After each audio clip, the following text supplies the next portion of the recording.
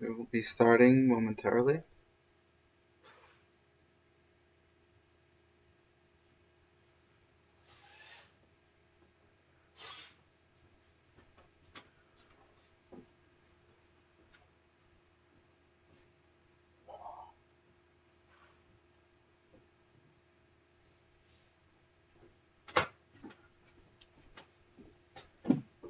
you ready?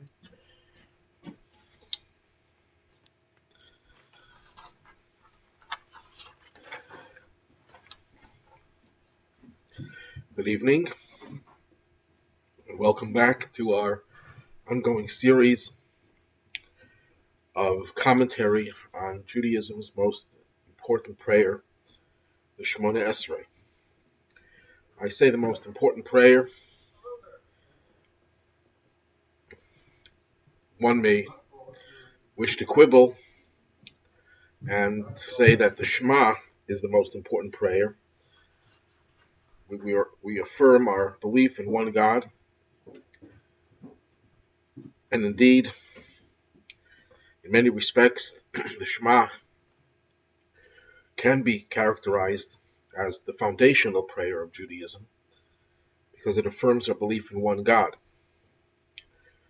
But just believing and even accepting upon oneself the yoke of the heavenly kingdom, as the expression is only a foundation. It's only the beginning. Prayer, in its real, complete sense, is where we take the faith, where we take the foundational expressions of commitment and devotion to God, and we allow them to course through our entire body. As explained in an earlier class, the Shemona Esrei is sometimes referred to as the spinal cord that puts the entire structure of the body together. So this Shemona Esrei puts the structure and body of Judaism together.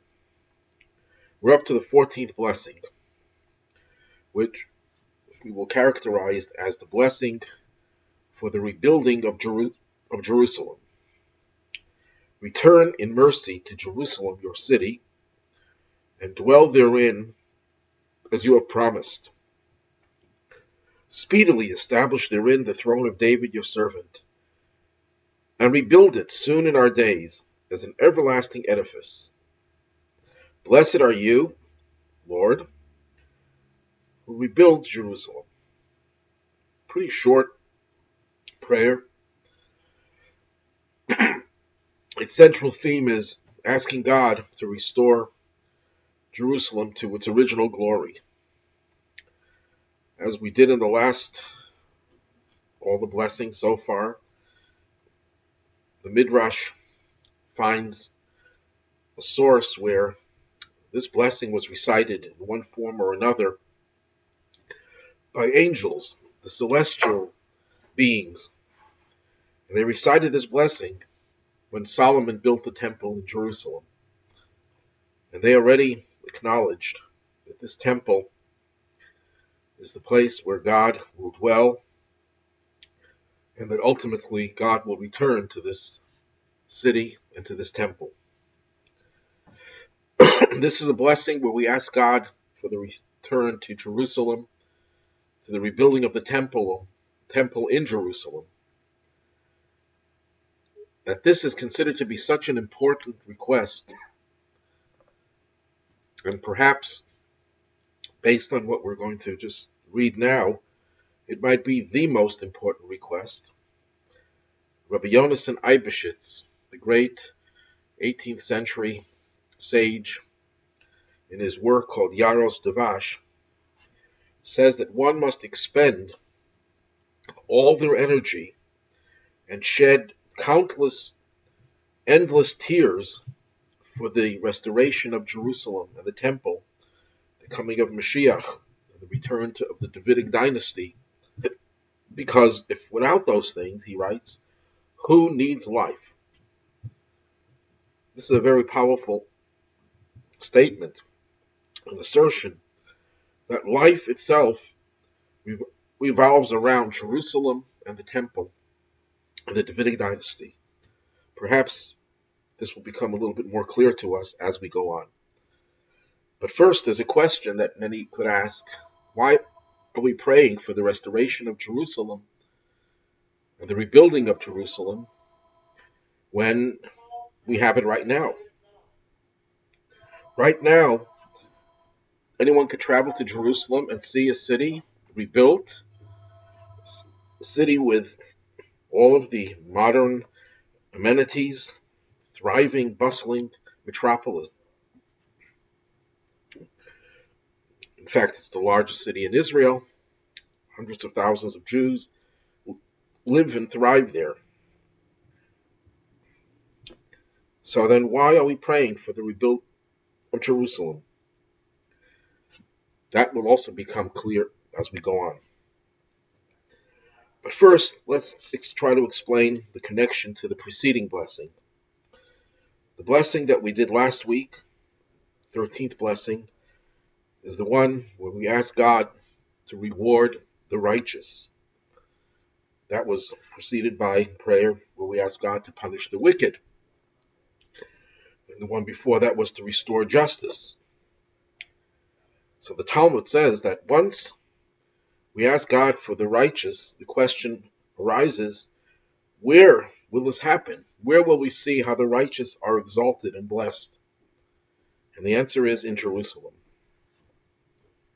And it's interesting that this blessing, even though in the English translation it doesn't show up, but in the Hebrew it starts with the letter Vav, Vil Yerushalayim, and Jerusalem, your city, return us in mercy.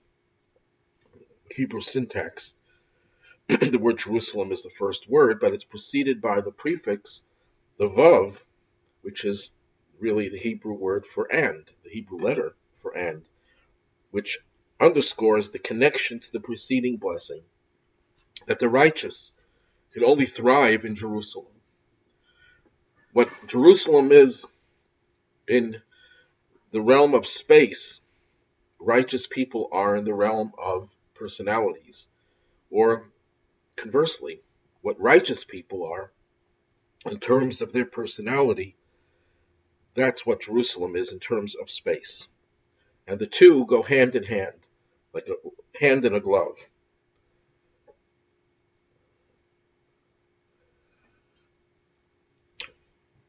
And that too will become more clear as we go on. This is the 14th blessing. And as we did in the last 13 blessings, at least most of them, we tried to demonstrate how each blessing corresponds to the number.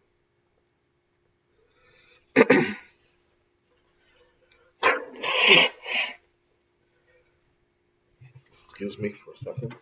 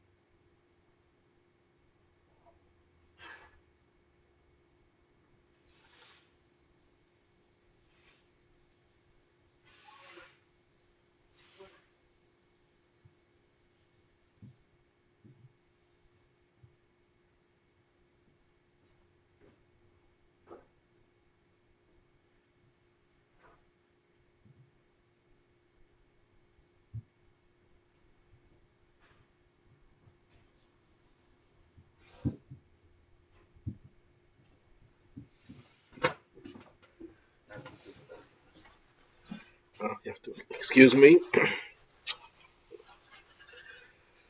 The number 14 is the number associated with the almost full moon. The lunar month is a month in which the moon waxes for 15 days and then wanes. So the 14th day is almost a full moon. What does it have to do with the restoration of the rebuilding of Jerusalem? Who was the first person to establish Jerusalem as the capital of Israel and the center of the Jewish people. It was King David, who lived in the 14th generation after Abraham. Moses was the 7th generation. 7 generations later, King David arose, established the capital in Jerusalem, unified all of Israel, and laid the foundations for Jerusalem's most important institution, the Holy Temple, known as the Beis Hamikdash. So the 14th prayer, in which we speak about Jerusalem, and we speak about King David, who was the one who established Jerusalem, it's only appropriate that it would be the 14th blessing. Now we go into the prayer itself. Return to Jerusalem, your city, with mercy. We're asking God that he should return to Jerusalem. Not that we should return, but that he should return. And this is a partial answer, or maybe even the most important part of the answer, as to why we're asking God for Jerusalem, for the rebuilding of Jerusalem, when, in fact, we have rebuilt Jerusalem. And the answer is that we're asking God to return there, because Jerusalem is not just a physical city.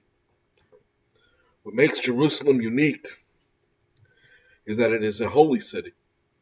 In fact, it is the holiest place on earth. But what makes it holy? It's the divine presence that rests there. Excuse me again.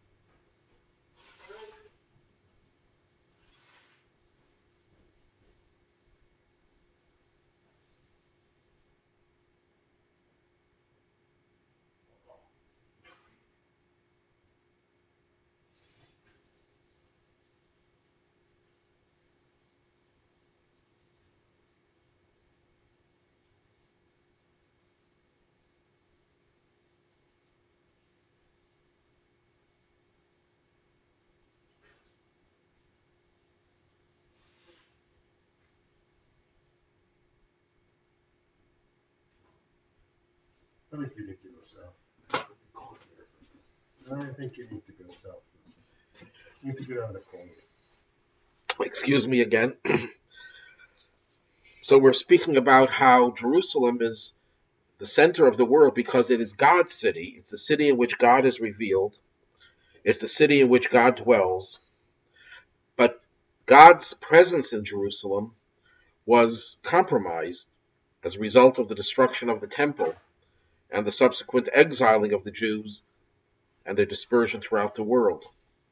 The more we became diffused and separated from the city, the more God's presence was concealed in that city. And although the Midrash says God never departed from the western wall, that doesn't mean that God's presence is fully restored.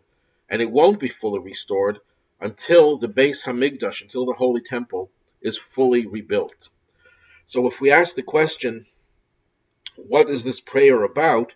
Is it about Jerusalem or is it about the Holy Temple? And the answer is yes. It's about Jerusalem and it's about the Holy Temple. But it's really about one thing, because Jerusalem without the Holy Temple has no real value, is not any different from any other city on earth. What makes Jerusalem unique is the fact that it is the place that God chose over all other places in the entire universe to be the place that he will dwell within. And that makes Jerusalem the capital of Israel. That's what makes Jerusalem the center of the world. So again, what's unique about Jerusalem is that it is the place that God calls home, and from which place God's presence is spread through the entire world. Now, I just want to clarify one thing before we go on, that of course we believe that God is omnipresent, that God fills every single area of existence that can never exist without God's presence in those places. However, there are places in which God's presence is much more pronounced. It would be analogous to the soul that resides within the human body, even though the soul permeates every part of the human body. It can reach even the toenails, as it were. But where does the soul really manifest itself in a revealed, in an overt, in a controlling way? It's in the brain. And to a lesser extent in other vital organs. But the soul is all over. But how does it reach all over? How does it affect the entire cosmos? It's through the brain. And where is the nerve center, the brain, and the heart of the universe? That's Jerusalem, specifically the Beis Hamikdash, the Holy Temple. In one midrash, it says that Jerusalem is the highest place on earth. Now, of course, anyone who knows a little geography knows that there are mountains that are way, way higher than Jerusalem. Mount Everest is supposed to be the highest place on earth. One of the 19th century sages explains that this is not just a metaphor, because as a metaphor, it would be easy to understand that you could have a place that can be in a valley and yet could be the most spiritually high place. But it's more than a metaphor, he says. It's to be taken literally. Because when you take a globe, a ball, there's no such thing as the highest place. It depends how you hold the ball. If I'm holding the ball in my hand like this, then this becomes the highest place. And if I turn the ball around, then this becomes the highest place. And the one that was the highest place previously is now on a lower level. So how do we hold the ball? We hold the ball in a way that puts the most important place on the top. So we look at the earth from the vantage point that Israel is on the top of the globe, and that within Israel, Jerusalem is on top of Israel, and the temple is on top of Jerusalem. So it is spiritually and physically the most important and highest place on earth. Jerusalem is called the city of unity. King David says, Ir shechubra yachtav. It's a city that joins the people and brings them together. It's a city that was able to experience unity that no other city in the world could have experienced. And that's all because the temple was there and God's presence was felt.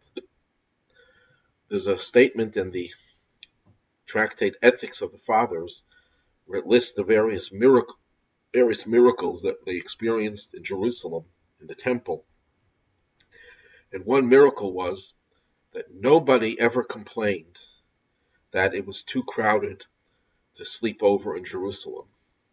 Even though hundreds of thousands, perhaps millions of people, would congregate in Israel for the pilgrimage holidays, nobody ever felt it was crowded. It doesn't say the miracle was that it wasn't crowded. The miracle was that Jews didn't complain about it.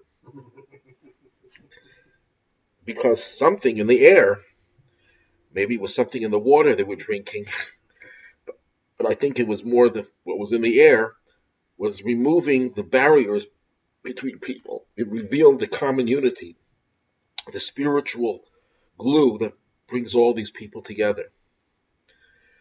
The name Jerusalem is a composite name. It's a composite of two words, Yira and Shalem. The name Shalem, which means whole and complete, was its original name, biblically speaking. And then after the story of Abraham and the binding of Isaac, Abraham named the place Yireh. God shall see. God shall appear or be revealed in this place. And when you take the two words together, Yireh and Shalem, it became Yerushalayim, or Jerusalem. Shalom? It's connected to the word shalom, but it's a little bit of a different word. It means complete, whereas shalom means peace. I'm going to have to excuse myself.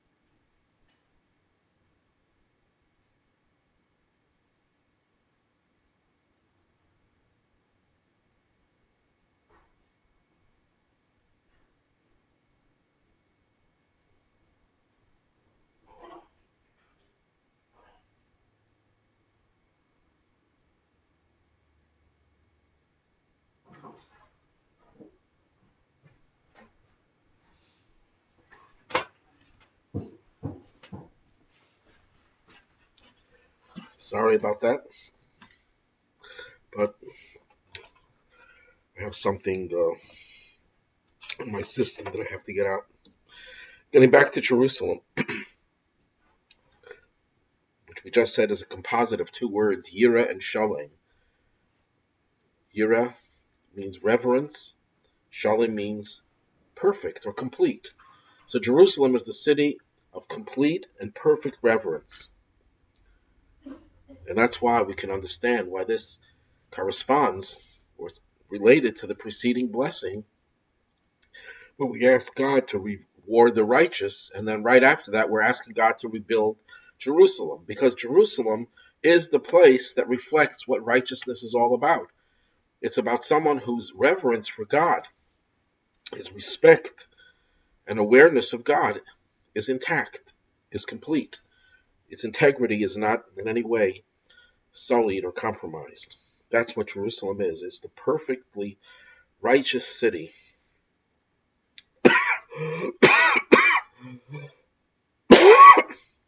And talking about the unity of Jerusalem, Israel, we know, was divided up amongst the 12 tribes. Who owned Jerusalem? According to one very prominent opinion in the Talmud, Jerusalem was never divided amongst the tribes. It belonged to every Jew equally. So here we're asking God, we want you to return to Jerusalem because it's your city, it's God's city, and that's what makes it unique. And we ask Him to do it with mercy. Why with mercy? This is a general question. When it comes to the request, the petition to God to bring about the redemption, the rebuilding of the temple, and all the other things that are associated with the Messianic age, we ask God to do it with mercy because there are two possible scenarios that can materialize in our journey towards the Messianic age. It can be fraught with many obstacles. It can be punctuated with much sorrow and misery, as we have seen in the past. And here we're saying to God, God, bring this return to Jerusalem, but do it with mercy. Do it in a peaceful way. That not only should the end be peace, which is what the Jerusalem is all about, but the means to the end shall also be peaceful. Then we go on to say, speedily establish the throne of David, your servant, within it. How does King David get into this blessing? If you'll see, blessing number 15 is about King David and the Davidic dynasty. But yet, King David makes his appearance in this prayer as well. Because Jerusalem was established historically by King David, he was the one who searched for the capital, although it was the place that God had chosen. It was not revealed in the entire 5 books of Moses. The Torah does not even once mention Jerusalem by name. All it does, although it talks about the city of Shalem, that was before Abraham. In Abraham's time, it was a mountain where he offered Isaac as a sacrifice, and he named it Yira. But as a city, as a central city in Israel, it's never named as Jerusalem. All the Torah says is that you'll come to this land and you will then build a temple on the site that I will choose. Excuse me again.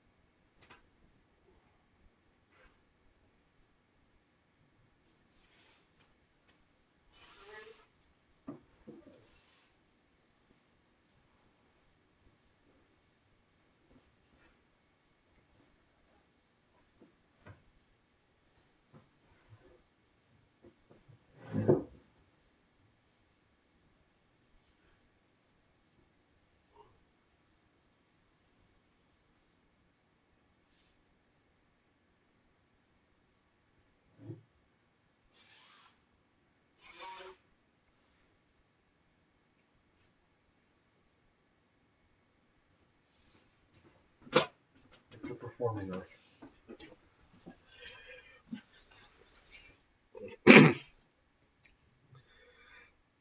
So King David and Jerusalem are virtually synonymous. Just like we said that Jerusalem is connected to the righteous, well, the righteous person that made Jerusalem what it is, or discovered Jerusalem, was King David. And King David is credited with the establishment of Jerusalem and with the building of the temple, although he did not actually build the temple, he merely laid its foundations. But you cannot have Jerusalem without King David. You can't have a temple without King David or his descendant, the Mashiach. Because in Judaism, every major event, every major revolution that occurs through people. This is one of the things that many people find troubling, unfortunately, about the Messianic age, is that the Jewish belief is that it will be ushered in by a person, not an era that will evolve on its own.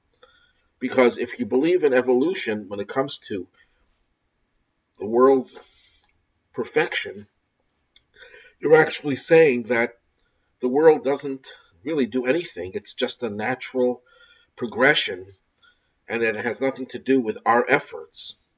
Every major change in the world happens by people, and there are certain individuals who have the greatest share in making that happen. King David was a pivotal figure in Jewish history who was considered to be one of the holiest people that ever lived. And I know that King David gets a bad rap because of the incident with Bathsheba, but besides the fact that the Talmud says that the story has to be understood in context, that what he did is actually not a crime. B, King David took responsibility for it as if it was the most serious crime, didn't make any excuses. 3, King David's repentance, the Talmud says, was unprecedented and unparalleled, and he teaches us how one should repent for any of their transgressions. And number 4, King David had a life besides Bathsheba, and in the biblical corpus of literature, King David comes out looking as one of the most passionate Jews and human beings that ever lived in terms of his love for God, his devotion to Israel, to the people, to the land, and to the Torah. If you just read Psalm 119, it's 176 verses extolling the love he had for Torah, for the mitzvahs, for the commandments. He's referred to many times as God's servant, and that he is the role model for all future Jewish leaders. So, King David is the one who made Jerusalem what it is. And yes, Jerusalem made King David what he was and is. In fact, the Talmud says that there was a coin that was minted in those days that had a picture of Jerusalem on one side and a picture of Kings David and Solomon on the other side. They're two sides of one coin, literally and figuratively. When it says speedily established the throne of David, according to the Ari, the great Kabbalist, it's a reference to the first Mashiach who precedes the second Mashiach, the descendant of David. The first Mashiach, who is considered to be a descendant of Joseph, representing that side of Jewish leadership, will be the throne upon which King David will dwell. He is the one who paves the way for the ultimate Messianic age. According to one version of the Talmud, this Mashiach, the son of Joseph, will actually perish in a battle in the effort to make Israel, Jerusalem, ready for the redemption through the Mashiach, the son of David. According to the Arizal, that's not a fait accompli. He could be spared. And according to the Zohar, the Mashiach, the son of Joseph, is actually a phase of the Mashiach, the son or descendant of King David. Another little pause.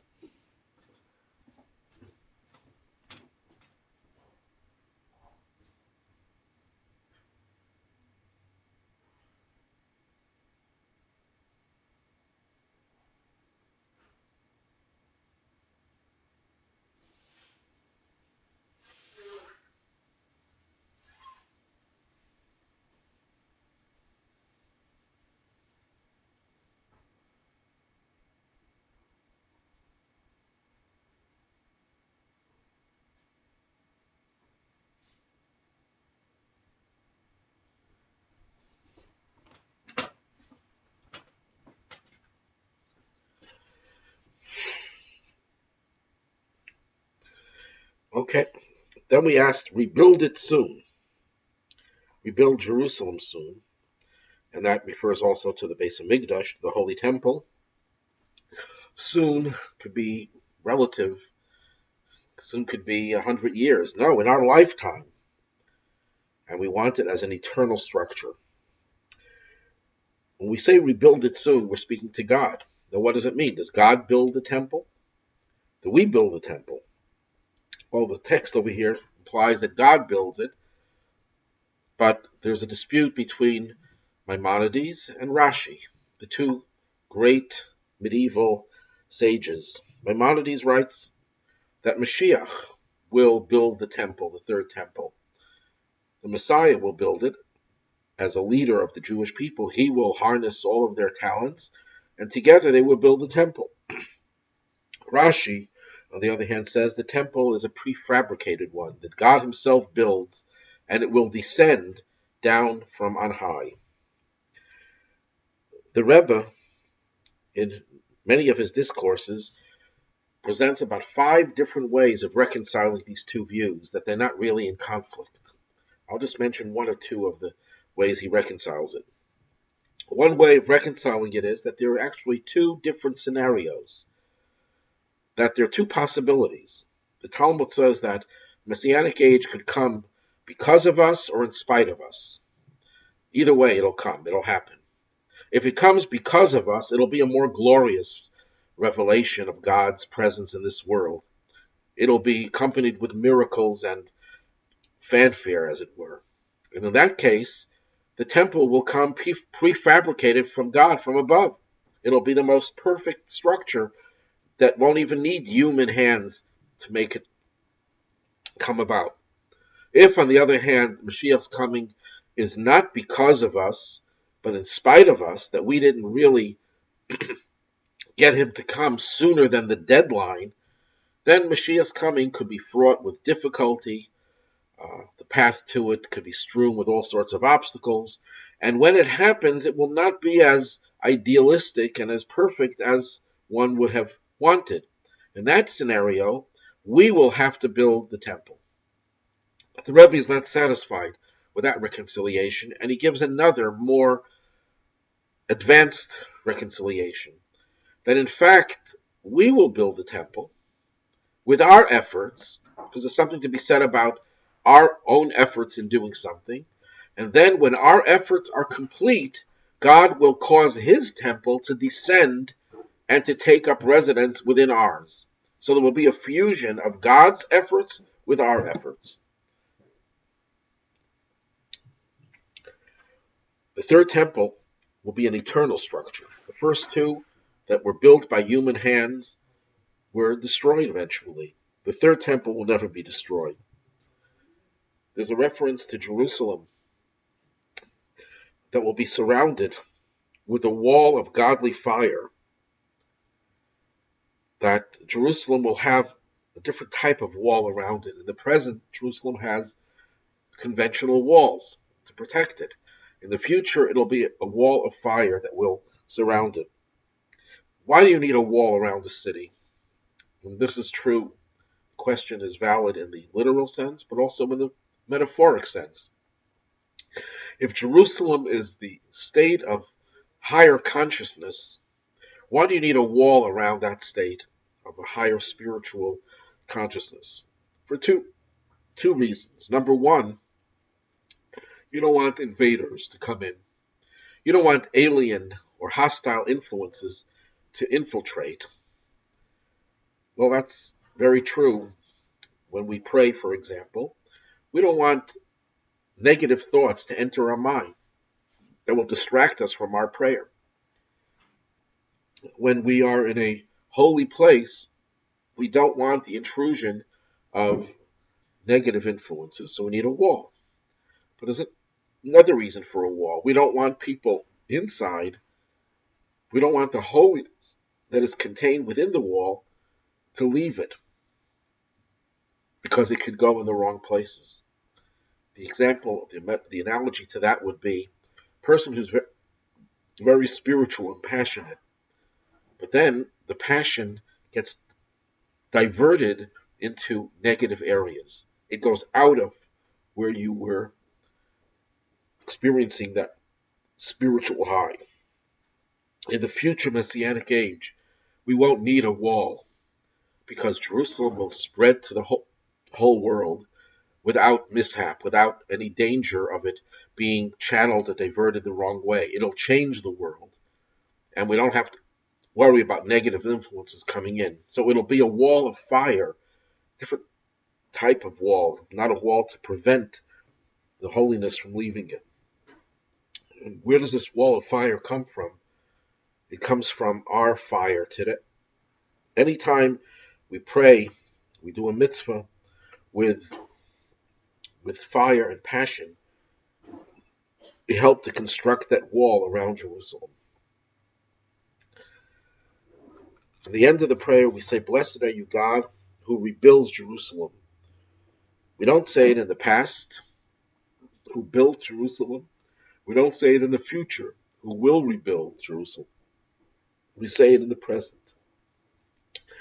Because we are now building Jerusalem in the spiritual sense, not just in the physical sense. Every time we do a mitzvah, that is one more brick in the structure of Jerusalem and the temple that is its center. Judaism does not believe that Messianic age will be a sudden cataclysmic change that had not been anticipated or prepared for in the past. Yes, it will be a surprise, a pleasant surprise. It'll jolt us and shock us perhaps, but it's not that we didn't prepare for it. We don't necessarily understand and appreciate the value of every mitzvah we do, but every mitzvah we do contributes one more part, one more component to that everlasting edifice called Jerusalem and the Holy Temple. And finally, this is a parallel to the eighth blessing. I just want to correct, last week I made a mistake. I connected the two blessings, but they were not the right blessings. And maybe another occasion I'll show you what the mistake was and how it can be corrected. But this is a parallel to the personal request where we ask God for healing. Because exile is the ultimate sickness. Exile from Jerusalem, the lack of the temple, is a national illness. And we ask God to heal us and bring us back, not just to the land of Israel, but the land of Israel where Jerusalem is not just a physically vibrant and thriving city, but it's a spiritual city. As the Talmud says, there's a spiritual Jerusalem and a physical Jerusalem, and we want the two to merge. And we are also lovesick in our passion to want to see God reveal himself again in Jerusalem and the Holy Temple. And that will happen imminently with the coming of Mashiach and the future redemption. So that time, our passion, our longing and yearning to be one with God will finally come to fruition, and we will be totally healed. Thank you. Excuse me for the interruptions. Maybe if we turn that off. I have no idea how. We'll let you know.